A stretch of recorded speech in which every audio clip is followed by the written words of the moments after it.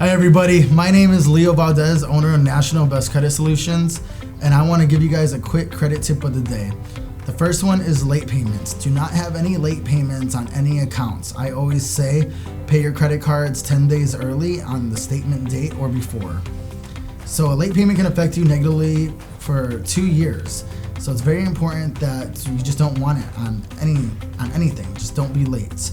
For more content, please like or follow our video and we can give you guys more information.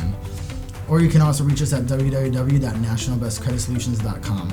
If you do happen to come across the late payments, feel free to contact us and we can help get those reversed. Thank you guys and stay tuned for more information.